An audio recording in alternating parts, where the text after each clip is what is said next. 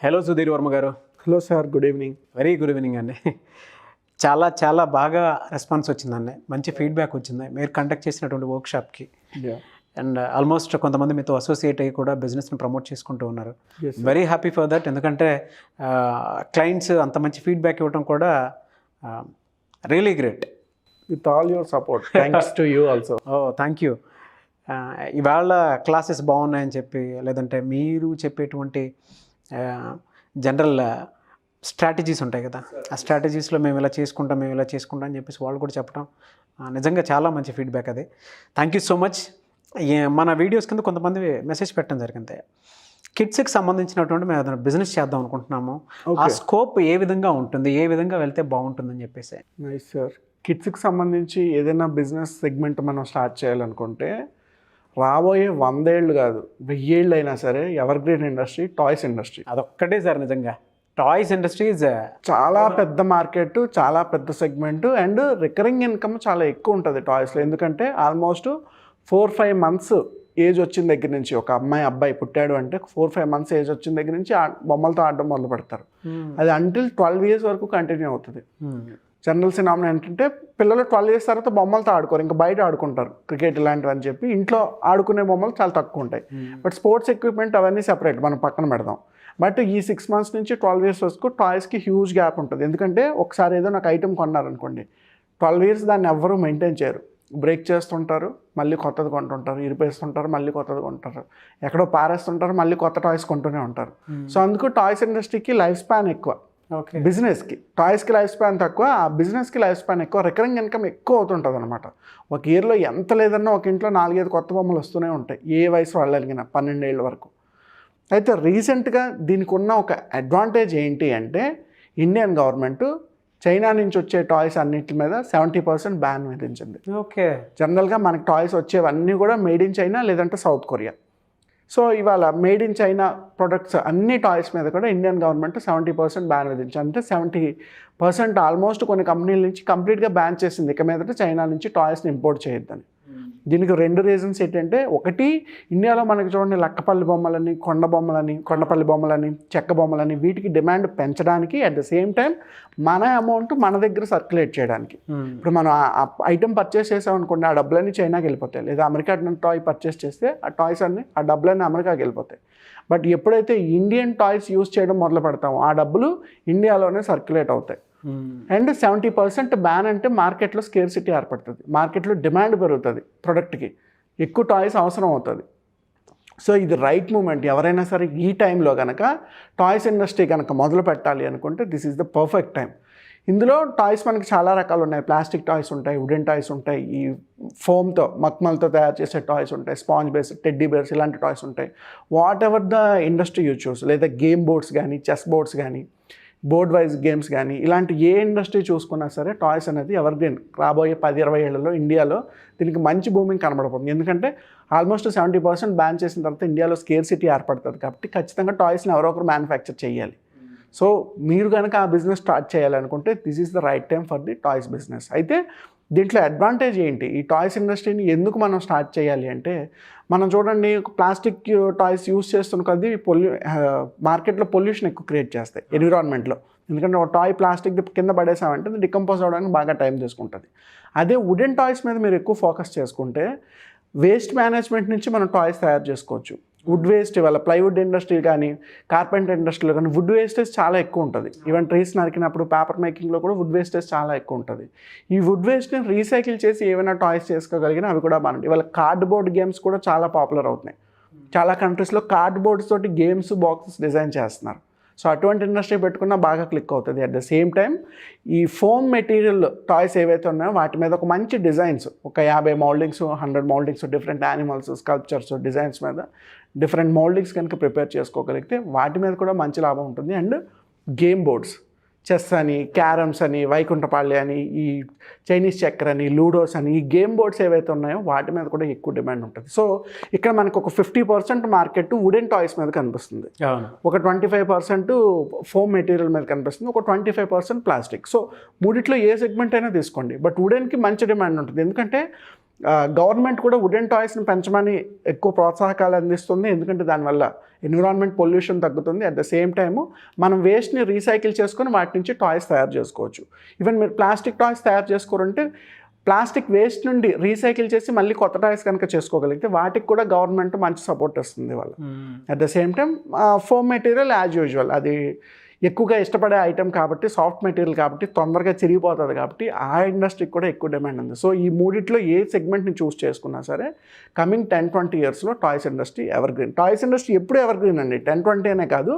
But చోచాయిగా ఎందుకు చెప్తున్నానంటే ఇవాళ ఉన్న గవర్నమెంట్ అందించే ప్రోత్సాహకాల ప్రకారం, చైనా బ్యాన్ ప్రకారం ఈ పారామీటర్స్ అన్నిటిని మనం కన్సిడర్ చేసుకుంటే టాయ్స్ ఇండస్ట్రీలో ఎక్కువ బిజినెస్, ఎక్కువ డబ్బులు సంపాదించడానికి స్కోప్ ఉంది. మీరు అలా చెప్తుంటే నాకు ఒకటి చెప్పాలని ఉంది సార్. ప్లీజ్. ఇవాళ toys industry ever green market అని ఎందుకు చెప్తాను అని అంటే పిల్లల్లో కొంతమందికి క్రియేటివిటీ లెవెల్స్ తగ్గుతాయి. ఎస్. కొంతమంది పిల్లలు ఆందోళనలోకి వెళ్ళిపోతూ ఉంటారు. యాంగ్జైటీ లెవెల్స్ అనేవి ఏ విధంగా ఉంటాయంటే ఇంట్లో పేరెంట్స్ కూడా ఫోన్ అండ్ ఎల్ఈడి స్క్రీన్. అవునవును. ఎందుకంటే పిల్లలు అది ప్రొజెక్ట్ చేయలేరు. ఎస్. ఈవెన్ కొంతమంది ఇంట్లో ఏదైనా ఫుడ్ పెట్టినా దాని టేస్ట్ ఎక్స్ప్లెయిన్ చేయమంటే కూడా పిల్లలు టేస్ట్ ఎక్స్ప్లెయిన్ చేయలేరు.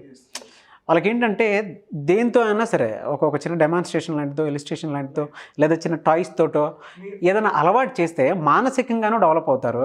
మీరు చెప్పినట్టు దీనికి ఒక అడిషనల్ పాయింట్ ఏంటంటే సార్, పేరెంట్స్కి కిడ్స్కి ఉపయోగపడే విధంగా ఇంటరాక్టివ్ గేమ్స్ డిజైన్ చేసుకోవచ్చు. ఇప్పుడు చూడండి, క్యారమ్స్ ఎవరు ఆడతారు? ఇద్దరు పెద్దవాళ్ళు ఆడతారు, లేదా ఇద్దరు చిన్నపిల్లలు ఆడుకుంటారు. కార్డ్స్ ఎవరు ఆడతారు? ఇద్దరు పెద్దవాళ్ళు ఆడుకునే అవకాశం ఉంటుంది. లూడో ఎవరు ఆడుకుంటారు? ఇద్దరు చిన్నపిల్లలు ఆడుకుంటారు. బట్ ఎప్పుడైతే పేరెంట్స్కి కిడ్స్కి ఒక ఇంటరాక్టివ్ ఏర్పడుతుందో, ఒక బాండింగ్ ఏర్పడుతుందో, అటువంటి గేమ్స్ ఏవైనా డిజైన్ చేసుకోగలిగితే, అంటే ఒక పక్క నుంచి పేరెంటింగ్ స్కిల్స్ ఇంప్రూవ్ అవ్వాలి, ఇంకో పక్క నుంచి పిల్లలకి క్రియేటివ్ లెవెల్ కానీ ఆ స్మార్ట్ స్క్రీన్ యూసేజ్ కానీ వాళ్ళ క్రియేటివిటీని కానీ పెంచే విధంగా ఏమైనా గేమ్స్ని డిజైన్ చేసుకున్నా సరే, ఇటువంటి ఇంటరాక్టివ్ గేమ్స్, పేరెంట్స్కి కిడ్స్కి ఇంటరాక్టివ్గా ఉపయోగపడే గేమ్స్ ఏమైనా డిజైన్ చేసుకుంటే అవి మార్కెట్లో బూమ్ అవ్వడానికి ఎక్కువ ఛాన్స్ ఉంది. ఇప్పుడు మన క్యారమ్ బోర్డు ఉంది, అందరికీ తెలుసు క్యారమ్ బోర్డు గురించి. బట్ ఒక ఫాదరు, ఒక డాటరు ఒక గేమ్ ఆడుకునేటప్పుడు ఎంత చక్కగా ఇంటరాక్ట్ అవుతారు, అలాంటి గేమ్ ఏదైనా డిజైన్ చేసుకోవాలనుకున్నా ఉంటుంది, అది చాలా బాగుంటుంది. లేదా ఒక మదరు సన్ను ఇద్దరు ఇంట్లో కూర్చొని ఒక గేమ్ ఆడుకునేటప్పుడు ఇద్దరు కమ్యూనికేషన్ లెవెల్స్ పెంచుకునే విధంగా మనం పిల్లలతో ఇంటరాక్ట్ అవ్వాలి, పిల్లలు మనతో ఇంటరాక్ట్ అవ్వాలి. ఆ విధంగా ఇంటరాక్టివ్ గేమ్స్ కనుక డిజైన్ చేసుకోగలిగితే ఆ టాయ్స్ ఇండస్ట్రీకి ఇంకా ఎక్కువ స్పాన్ ఉంది. చాలా ఎక్కువ భూమి అది. ప్లే స్కూల్లో మీరు పంపించక ముందే మీ పిల్లల్లో క్రియేటివిటీ నాలెడ్జ్ పెరగాలి అంటే టాయ్స్ ఇండస్ట్రీకి మాత్రం హ్యూజ్ మార్కెట్ ఉంది. ఒక్క డిజైన్ ఒక గేమ్ ఆలోచించి ఒక డిజైన్కి పేటెంట్ తీసుకోండి, మార్కెట్లో రెడీ చేసి వదలండి. ఖచ్చితంగా స్కోప్ ఉంటుంది దానికి. ఎలా సార్ ఎర్నింగ్స్ ఏ విధంగా ఉండే అవకాశం ఉంటుందంటారు? ఒక సాధారణ గృహిణి కానీ, లేదంటే ఎవరు కూడా బిజినెస్లో నాలెడ్జ్ లేనటువంటి వాళ్ళు జనరల్గా స్టార్ట్ చేసుకున్నా కూడా ఇనీషియల్ టైంలో ఎలా చేయాలంటారు? తర్వాత దాని ప్రమోషన్ లెవెల్స్ ఏ విధంగా చేసుకోవాలంటారు? ఎర్నింగ్స్ ఏ విధంగా ఉంటాయి పర్ మంత్? అనే సింపుల్ నోట్ మాట్లాడాలనుకుంటే సార్, మీరు అన్నట్టు ఇప్పుడు ఈ టాయ్స్ ఇండస్ట్రీని ఎవరెవరు స్టార్ట్ చేయొచ్చు. ఇంట్లో ఉండే ఉమెన్ ఎవరైనా సరే ఈ బిజినెస్ని మొదలు పెట్టచ్చు. లేదా విలేజెస్లో చిన్న ప్లాంట్స్ని పెట్టుకొని మనం టాయ్స్ ఇండస్ట్రీని స్టార్ట్ చేయొచ్చు. ఎందుకంటే విలేజ్లో కూడా వేస్టేజ్ చాలా ఎక్కువ ఉంటుంది. మనం అన్నెసరీ చాలా ఐటమ్స్ బయటపడేస్తుంటాం. అటువంటి వేస్ట్ని రీసైకిల్ చేసి విలేజ్ నుంచి టాయ్స్ ఇండస్ట్రీని మొదలు పెట్టచ్చు. మూడోది, సిటీలో కూడా outskirts based on SEZ permissions ప్రకారం లార్జ్ స్కేల్లో కూడా ఇటువంటి ఇండస్ట్రీస్ పెట్టుకోవచ్చు. అయితే దీనికి ఇనీషియల్గా ఇన్వెస్ట్మెంట్ ఎంత అవసరం అవుతుంది, అట్ ద సేమ్ టైం మనం రిటర్న్స్, దాని మీద ప్రాఫిట్స్, రిటర్న్స్, మార్జిన్స్ ఏ విధంగా తీయగలం అనుకుంటే ఇనీషియల్గా ఒక 50,000 నుంచి 1 lakh రూపాయలు ఇనీషియల్ ఇన్వెస్ట్మెంట్ అనుకోండి. మీరు వుడెన్ టాయ్సే చేశారు. ఒక చిన్న సైజు వుడెన్ గేమ్ లేదా బాక్స్, ఒక బోర్డు డిజైన్ చేయడానికి ఎంత ఖర్చు అవుతుంది? ఒక 200-300 రూపాయలు.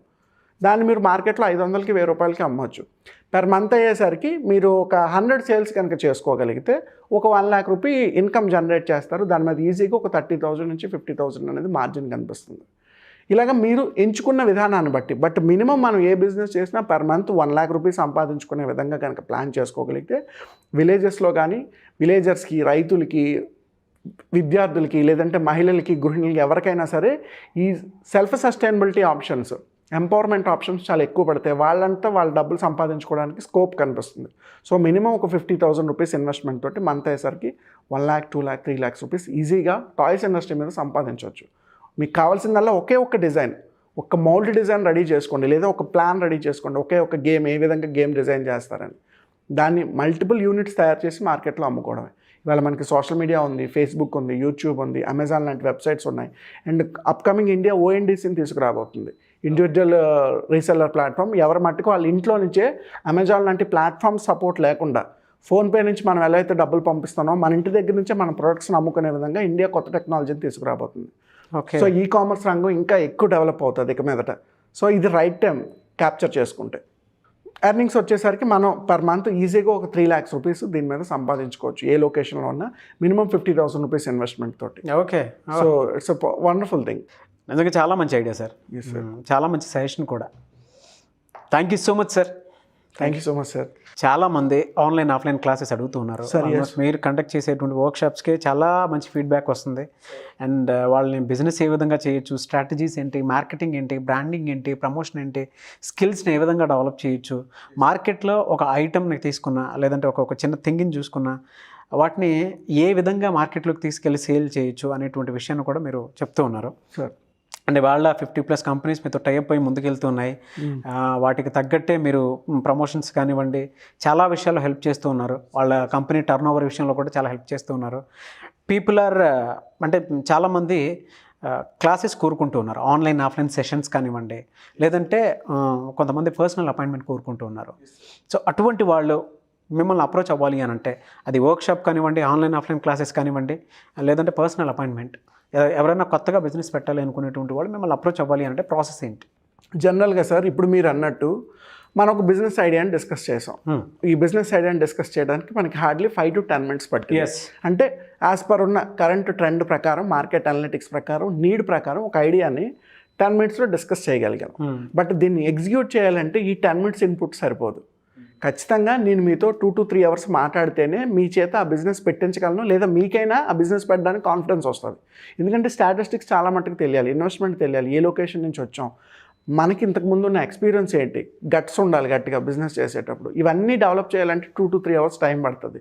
సో దీనికోసం ఎవరైనా క్లయింట్ మన దగ్గరకు వచ్చి అపాయింట్మెంట్ తీసుకుంటే అది ఆన్లైన్ అయి ఉండొచ్చు, ఆఫ్లైన్ అయి ఉండొచ్చు, స్కైప్, జూమ్లో కానీ మీరు మీట్ అవ్వచ్చు, లేదా ఆఫీస్కి వచ్చినా సరే మనకి అవ్వచ్చు.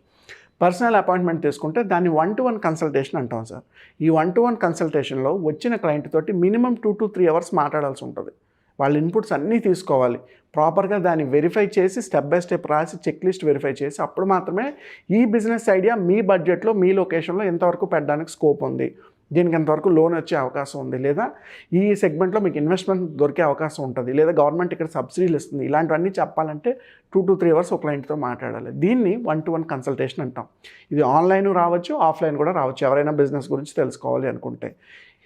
బిజినెస్ గురించి 1-to-1 కన్సల్టేషన్ కాదు సార్, మనకి ఫుల్ లెంత్లో బ్రీఫ్గా ఇన్ఫర్మేషన్ కావాలి అనుకుంటే ఎవ్రీ మంత్ మనం ఆన్లైన్ వర్క్షాప్ కండక్ట్ చేస్తాం, ఆఫ్లైన్ వర్క్షాప్ కండక్ట్ చేస్తాం. ఈ ఆన్లైన్ ఆఫ్లైన్ వర్క్షాప్లో ఏంటంటే ఇందాక మీరు చెప్పినట్టు ఒక బిజినెస్ స్టార్ట్ చేసి కస్టమర్ రావాలంటే ఒక 50 steps ఉంటాయి, మనకి 50 procedures ఉంటాయి. And at the same time as an entrepreneur మీకంటూ కొన్ని క్వాలిటీస్, మీ కొన్ని పారామీటర్స్ ఉండాలి. ఇవన్నీ చెప్పాలి అంటే మనకి 2 to 3 days టైం పడుతుంది. సో దీన్ని ఆ వర్క్షాప్లో కవర్ చేయడం జరుగుతుంది. ఐదర్ మీరు ఆన్లైన్ వర్క్షాప్ అయినా అటెండ్ అవ్వచ్చు, ఆఫ్లైన్ వర్క్షాప్ అయినా అటెండ్ అవ్వచ్చు. ఆన్లైన్ ఆఫ్లైన్ వర్క్షాప్ కావాలంటే కింద ఒక నెంబర్ ఉంటుంది, ఆ నెంబర్కి ఎవరు కాంటాక్ట్ చేసినా ఇన్ఫర్మేషన్ మీకు ఇవ్వడం జరుగుతుంది. Basically August 20 and 21 online workshop conduct చేయబోతున్నాం. August 27 and 28 ఆఫ్లైన్ వర్క్షాప్ హైదరాబాద్లో కండక్ట్ చేయబోతున్నాం. సో బిజినెస్ రిలేటెడ్ ఇన్ఫర్మేషన్ ఎవరు కావాల్సి వచ్చినా ఈ వర్క్షాప్ కింద ఇచ్చిన నెంబర్ కనుక కాంటాక్ట్ చేస్తే మా టీము మీకు 1-to-1 అపాయింట్మెంట్ కావాలన్నా బ్లాక్ చేస్తారు, ఆన్లైన్ వర్క్షాప్కి డీటెయిల్స్ కావాలన్నా బ్లాక్ చేస్తారు, లేదా ఆఫ్లైన్ వర్క్షాప్ అయినా మీరు అటెండ్ అవ్వాలనుకుంటే మీ రిజిస్ట్రేషన్ డీటెయిల్స్ ఫిల్ చేస్తారు. సో ఈ రకంగా మాత్రమే నేను మీతో ఒక బిజినెస్ని, ఒక సెటప్ని లేదా స్టార్టప్ని పెట్టించగలను. అదర్వైజ్ కేవలం 5 to 10 minutes డిస్కషన్లో మనం ఏమీ చేయలేం. ఓకే, థ్యాంక్ యూ అండి.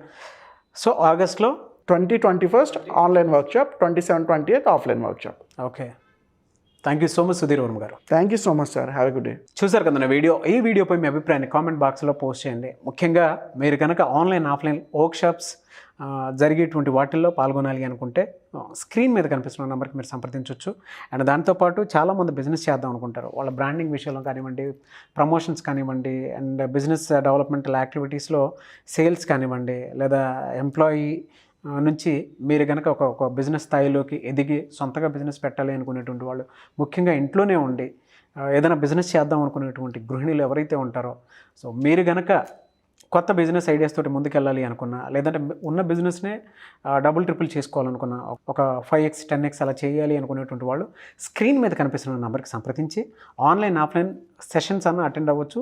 లేదు అని అంటే ఎవరైనా సరే పర్సనల్ అపాయింట్మెంట్ అయినా సరే తీసుకోవచ్చు. ఒకవేళ కాంటాక్ట్ నెంబర్ కనెక్ట్ అవ్వట్లేదు అని అంటే మిస్టర్ నాగ్ అఫీషియల్ అని నా ఇన్స్టాగ్రామ్ ఐడి ఉంది. నా ఇన్స్టాగ్రామ్ ఐడి త్రూ కూడా మీరు డైరెక్ట్గా సుధీర్ వర్మ గారికి సంబంధించిన ప్రోగ్రామ్ అప్డేట్ అడిగితే నేను మీకు అప్డేట్ చేస్తాను. సో ఇన్స్టాగ్రామ్ ఐడిని కూడా మీరు ఫాలో అవ్వచ్చు. ఈ వీడియోని లైక్ చేయండి, షేర్ మాత్రం తప్పకుండా చేయండి. ఎలాంటి మరిన్ని వీడియోస్ కోసం మా ఛానల్ ఫాలో అవ్వండి. Thank you.